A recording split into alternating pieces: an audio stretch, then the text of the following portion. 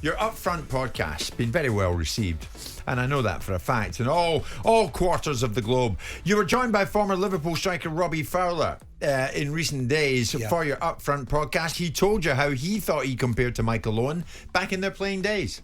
I mean, I always thought I was better than Michael, in all honesty. Even when Michael was coming through, and I'm not sitting here being egotistical or being derogatory towards Michael. I think the only thing, and I mean, this might get a little bit of a thing, but Michael was quicker than me. Yeah. But every other element of being a striker, I genuinely think I was better. Right. Now, Michael can sit here and he can say exactly the same thing, but that is my opinion and that is my self-confidence. I was better in every aspect of being a striker. Wow. You got to love that. He's not holding back, is he? Nor should he, if that's what he feels. He thinks that in every aspect of the striking department, he was better than Owen. The only thing Owen had that he didn't was real pace. Yeah.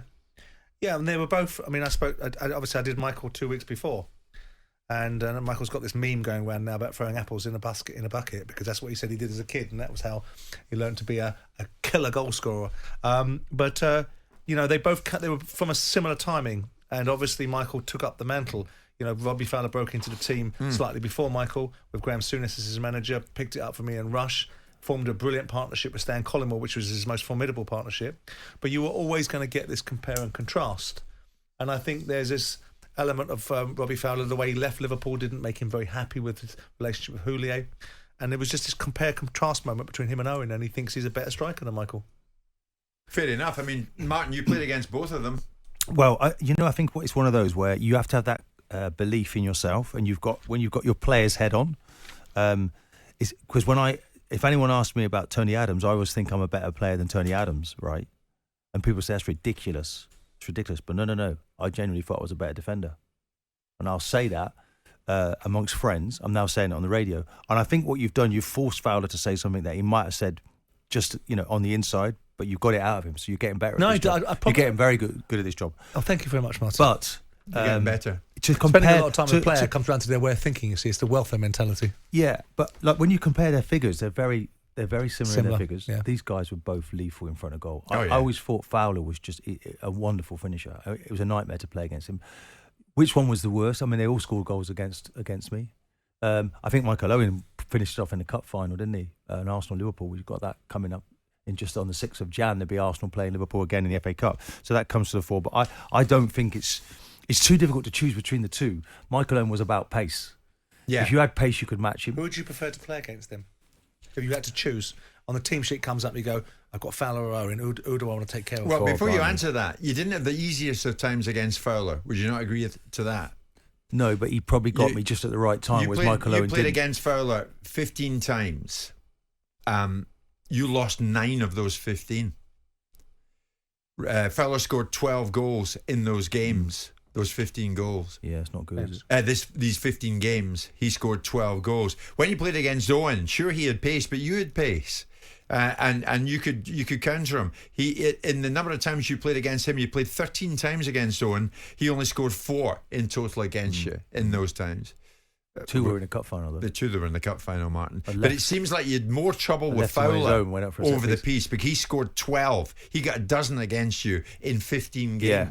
I mean, that's the thing. It was right at the end of the George Graeme period, and he just, he was really sharp at that point. I don't know whether he took injuries. I think he had issues with his hips. I seem to remember him going to the World Cup. Right. What was his real quality? What was the main thing Fowler had? Just that a natural you found finisher. It difficult? Natural finisher coming onto that left foot. I think that he just was icy cool in front of goal. So but they're following both of these in the footsteps of Ian Rush, aren't they? And Kenny Dalglish. So there's an illustrious group. I do feel a little bit that Michael Owen has been sort of pushed out of where they sit in that echelons at Liverpool for whatever reason. I don't know whether they kind of. We played for Man United. I know that, but I think when we scrape it back, I think deep down, I think Michael loves the club, but Fowler's their man. But I tell you, there's nothing between them. Nothing between them. Both outstanding players. Yeah, and when it came to the dark arts, were there any? I probably can't think of any really with Robbie. Owen. I always got on well with Robbie and Steve McManaman for England. Michael Owen, no. I think you could lean on him. He was quick, but I was stronger than him. But he was always a very difficult opponent. But he flew onto the seam. I think Fowler probably did it over a longer period. Yeah. Martin Keown, you are flying out of here and then heading up to Birmingham. It's Aston Villa again, Sheffield United for you. God alone knows what time you'll get back, but you're looking forward to it. Apologise to Tony Adams, but that's what I feel. Well, you were a better player than Adams. You think it's going to be a special atmosphere there tonight because the prize is huge. They win tonight, they go top. Things have never been better at Aston Villa, so I'm really looking forward to the atmosphere. There's almost a full house every game now. Yeah, the good times have returned to Villa Park. Finish questions for you as we go today. Simon Jordan, what's your favourite part of your Christmas dinner? I don't like Christmas dinner. No, I didn't think you did. Christmas Day, what's the best part of Christmas Day? Leaving Hull. Leaving Hull. Opening Christmas presents with my son. Yes. Seeing the joy in your son's face. And have you asked Santa for anything specifically this year? Different co-host. Jim White and Simon Jordan. Monday to Friday mornings from 10 on AM, on DAB, via the talkSPORT app and on your smart speaker. talkSPORT.